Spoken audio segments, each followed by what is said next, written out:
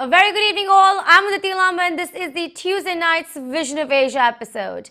Our daily South Asian news segment brings in compelling voices, inspiring causes and an abundance of great and festive traditions displayed across the nation. The year has only 2 more months left and hence the community here is charged and excited to showcase all its diverse choices, success and achievements in 2019, reflecting back upon the incredible works of South Asian nonprofits, advocacy, senior associations, performance arts, and much more. We again applaud the efforts of all entities that are continuously contributing back to the nation and also back home in South Asia. A big shout out now to Ekal Vidyalaya New York City Foundation Gala, which over the weekend raised $3.1 million in supporting Ekal's mission to eradicate illiteracy through rural and tribal India. Such an incredible event. The event saw Vivek Oberoi as the guest celebrity and keynote. More on that on the show tomorrow, but now time to begin tonight's episode, which features an entertaining glimpse into all that inspires and motivates South Asian Americans, including our exclusive from iconic Sesame Street's Empire State lighting ceremony. Let's take a look at the headlines. Empire State Building lights up. Sesame Street celebrates 50 years in New York City. ITV Gold exclusive featuring Bollywood actor and producer Vivekanand Oberoi on Ekal Vidyalaya and volunteerism. New Jersey Governor Phil Murphy honors Diwali 2019 and South Asian community at the Governor's Mansion. This and a lot more after a short break. Stay tuned in Vision of Asia, Voice of the Community. We'll be right back.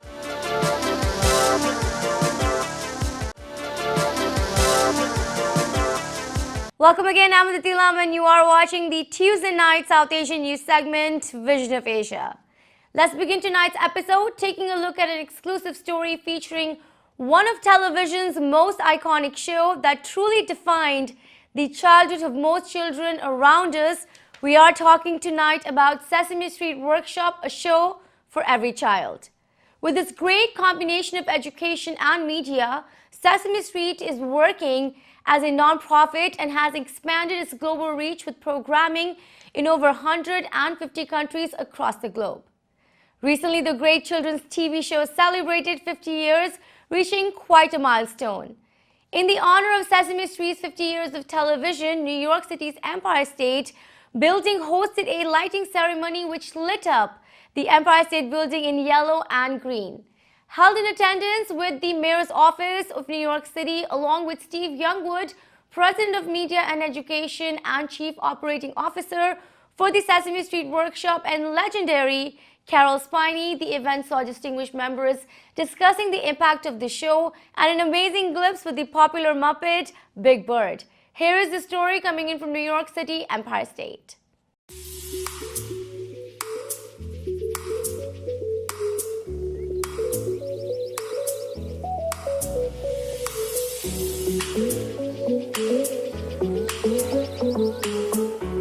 Now, we're going to light up New York City just like you've lit up our lives all these years.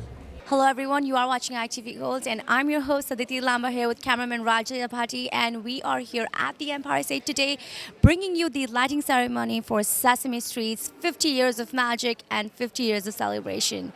A show that truly defines every child in this America. We're so excited to be representing the ethnic media here and to really incorporate the essence of diversity and inclusivity in the state and city of New York. Stay tuned here, we are going to bring you some exclusives with the team of Sesame Street and also from the Mayor's Office, and stay tuned as we also bring you none other than the Big Bird.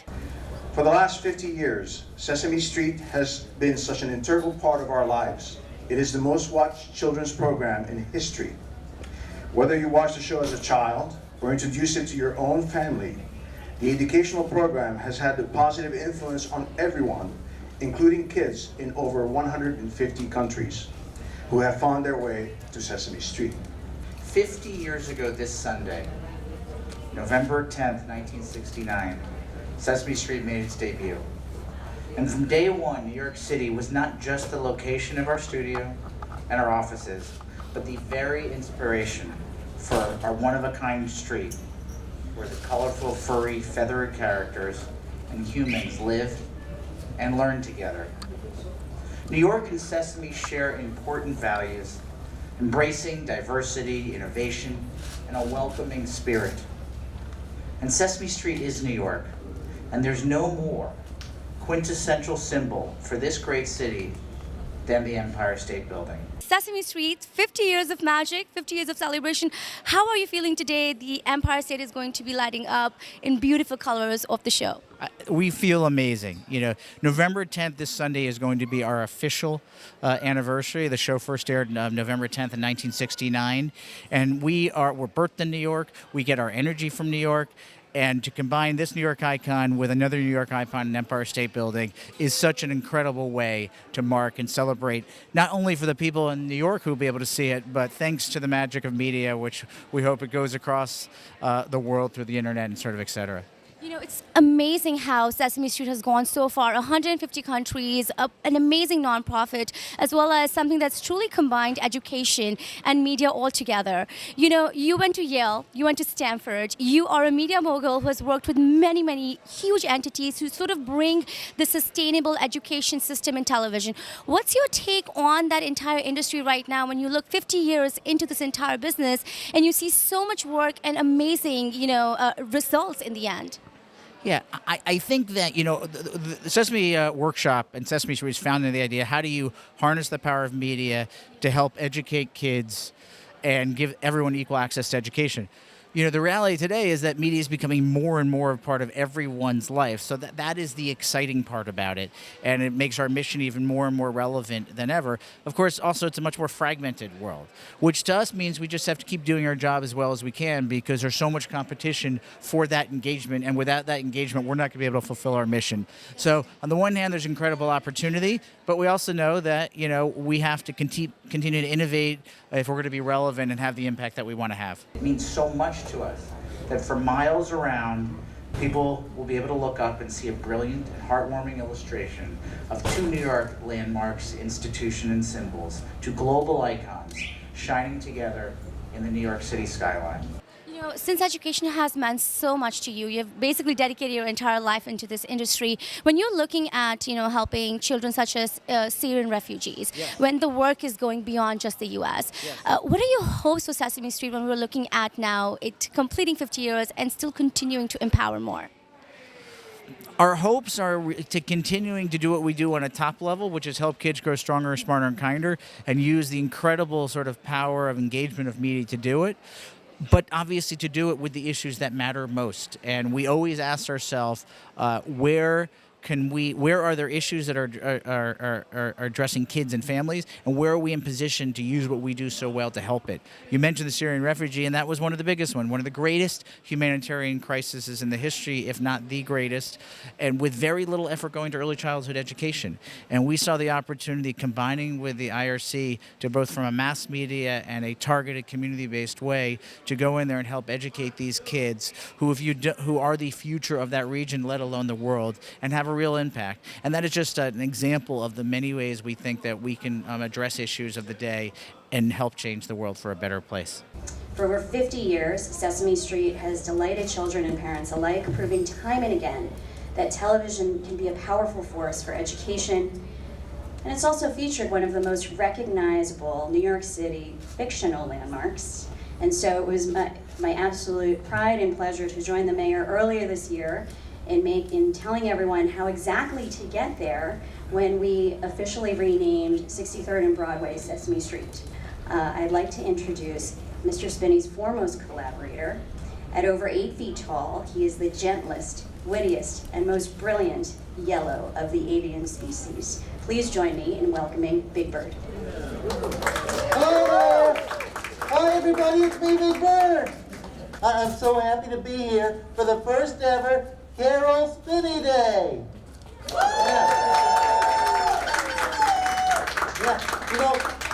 Carol and I have been on Sesame Street together for as long as I can remember. And we always seem to like and do the same things, don't we, Carol?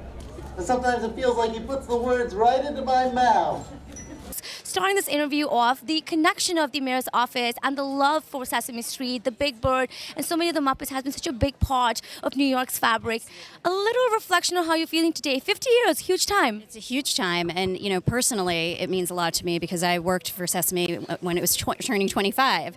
So to see it, to be part of the 50th anniversary celebration of a really iconic New York City institution is really important for the city. In terms of respecting diversity and inclusion, Sesame Street is all about it. And if I may say, I think so is New York City. A little comment on what you've seen in terms of diversity and inclusion in television, as well as you've seen it in New York in the last few years. Sure.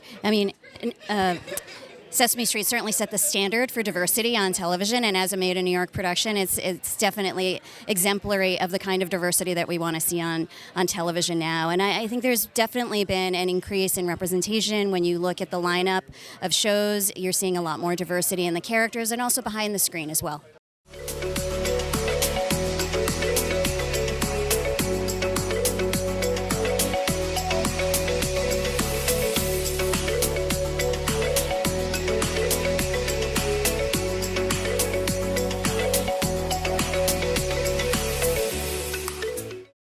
Let's now take a look at New Jersey, which recently saw the governor, Phil Murphy, host a traditional celebration in honor of the Festival of Lights Diwali, recognizing South Asian major festivities. The celebration saw a great number of officials and dignitaries, accompanied by community leaders and members of the South Asian community, also including elected officials, especially New Jersey State Attorney General Gurpreet Grewal and many prominent figures. Opening the doors and lighting up the diya signified much warmth and support from the governor and the First Lady for the South Asian diaspora, which consists of a huge portion of New Jersey's diverse demographics. Always showcasing his love and admiration for traditions and culture, Governor Murphy congratulated all observing Diwali and New Jersey's importance on inclusion of all communities and honoring their values and heritage. Let's take a look at some highlights.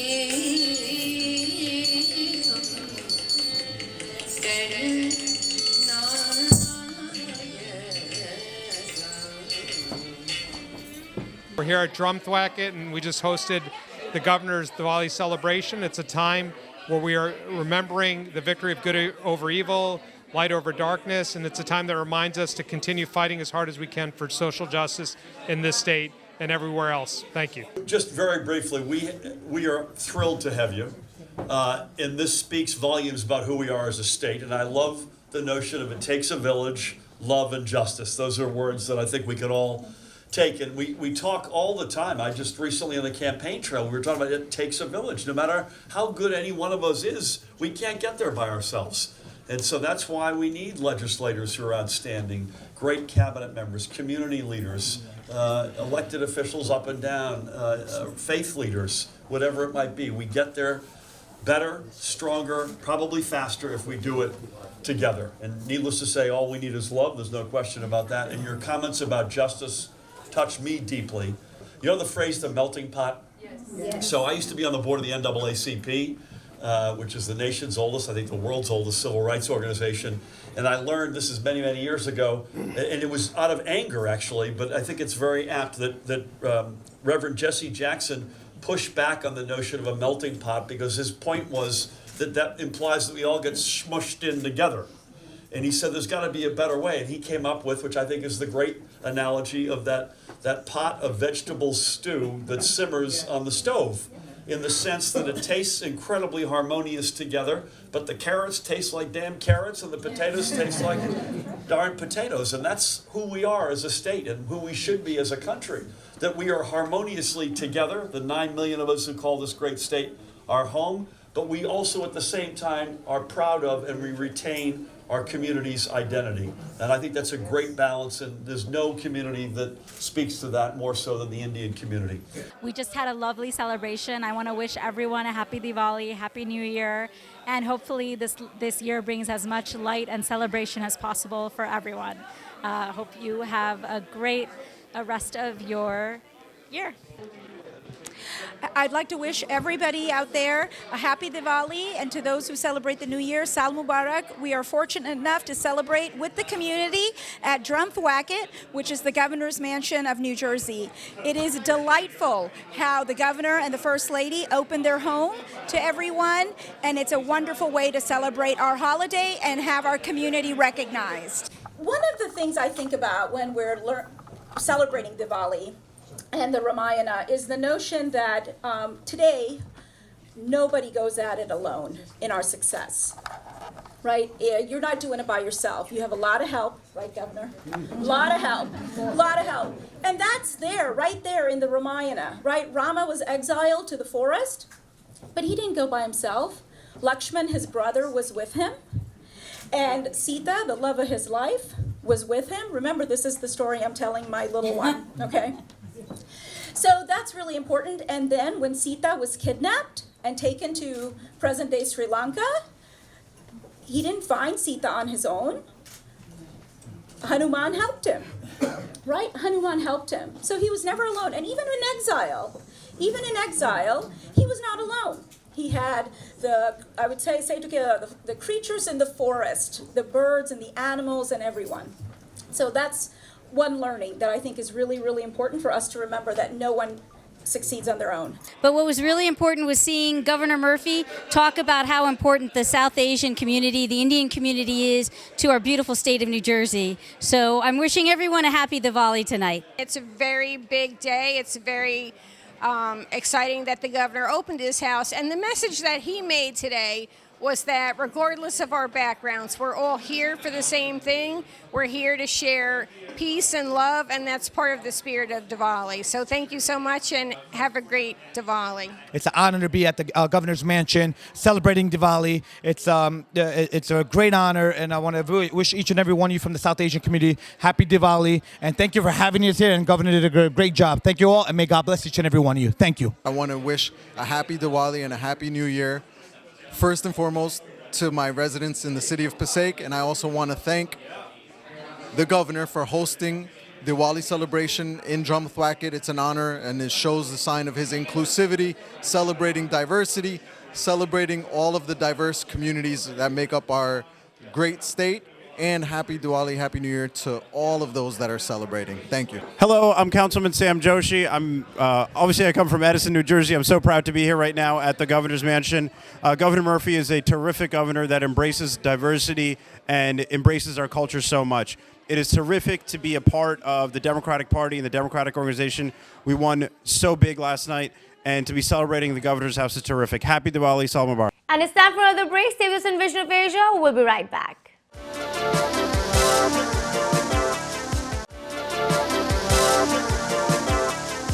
Welcome back. This is the Thursday night edition of South Asian News with Vision of Asia.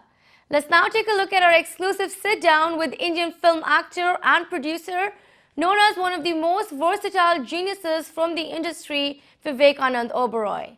Son of veteran actor Suresh Oberoi, Vivek Oberoi has been known for his diverse nature in profession and the name behind successful chartbusters such as Satya, Yuva, Shootout at Lokhandwala, Omkara, and much more, gaining him much exposure and great admiration from the audience. Yet the very humble star has dedicated much energy and efforts into supporting causes for humanity and creating more access and resources for numerous non-profits and other helpful entities.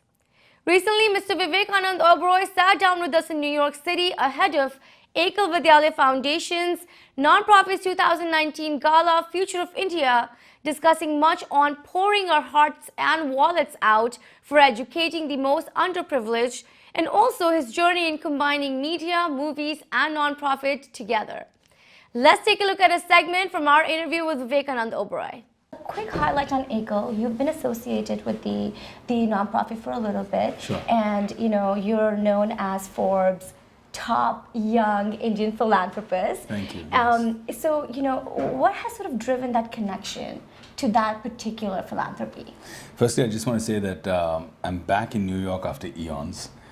This used to be an old stomping ground, and I studied here. Yeah. And it's fun. I had the coldest, most freezing walk up to get to, because I love walking in the city. Yeah. But didn't realize how cold the day it was, even though I have my overcoat on, which comes out only when you're in such cold weather. So freezing. Because in India, it never really gets this Yeah, cold unless never. you're up in the Himalayas. Agreed. But yeah, despite that, it was freezing. I couldn't feel my ears.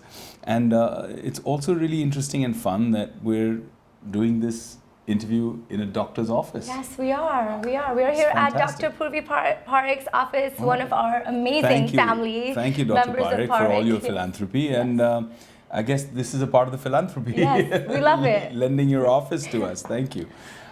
No, about Ekal. So about 6 years ago, a brother of mine, Pradeep Goyal, who's very involved with Ekal right at the apex body, he kind of started talking to me about Ekal and about how I remember even Modi ji mentioning how much he supports this organization, and how this organization and what it does is so close to his heart, because it impacts the lives of so many people who are so remote in India, so disconnected from the rest of India. Yeah. The real Bharat that lies in the heart of India. You know what I'm saying? Yeah, rural, tribal India. And this kind of disconnect creates disenchantment. And that disenchantment is then eventually preyed upon by people who are anti-nationals, who want to break, these disenchanted people away and say, oh, they've forgotten about you. Let's remind them using violence. And, then you have your Naxalism, then you have terrorism and things like that are born out of it. But when you go down to the root of it, these people are so beautiful and so simple, and all they want is a better future for their kids. That's all they want. And a better future cannot begin in this world that we are in today without an education. That education gives you those wings, right, to fly.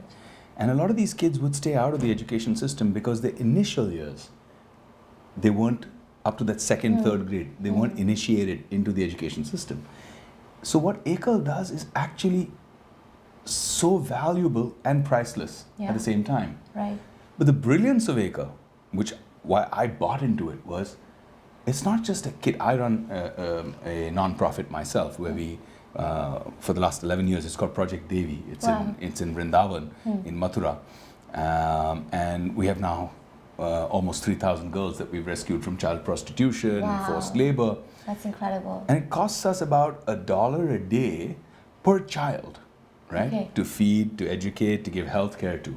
But it's only $1 a day. $1 a day per child. And I thought that was brilliant. Yeah. But Ekal is doing a school at $1 a day. Yeah, that's true. And it could be 5 to 40 kids benefiting from that.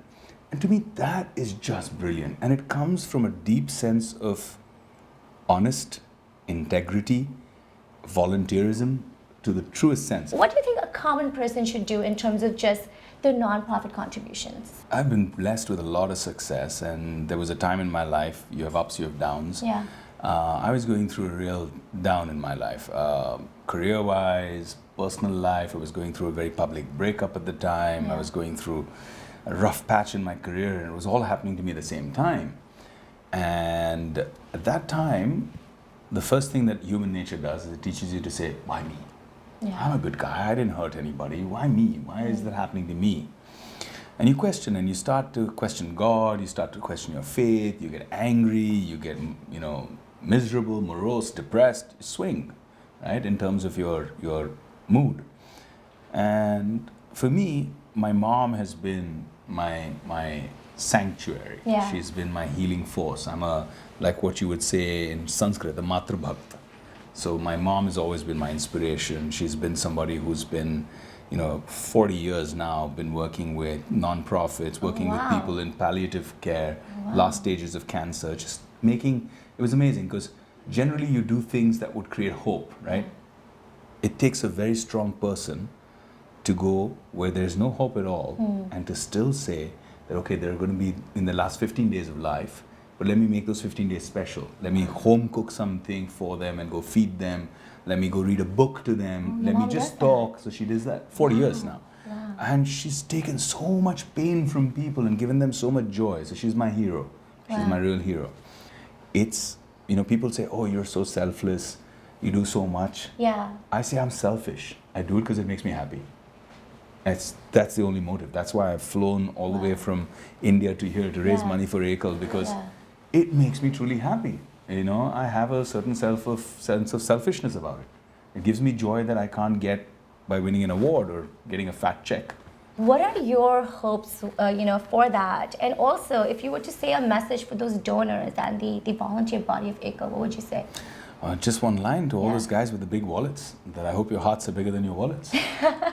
We're not here asking. Exactly. We're here giving. Yeah. As an Ekal is not asking for something. Ekal is giving something. Your money can buy you a lot of things in a store or online. What your money can't buy you is a genuine impact that creates good karma. And there's no price to that. Watch Vivekanand Oberoi's full interview on Saturday, November 16th at 10:30 a.m. on Inside Scoop. And that is all for tonight's show. Remember to send us your suggestions and get your voices and organizations on our show, especially if you are giving back and raising awareness for nonprofits. Email us on events@itvgold.com or follow us on Facebook @itvgold. And you can also now subscribe to our YouTube channel to watch many popular shows for free. Thank you for tuning in tonight. This is Vision of Asia and I am Aditi Lamba. Take care and be well.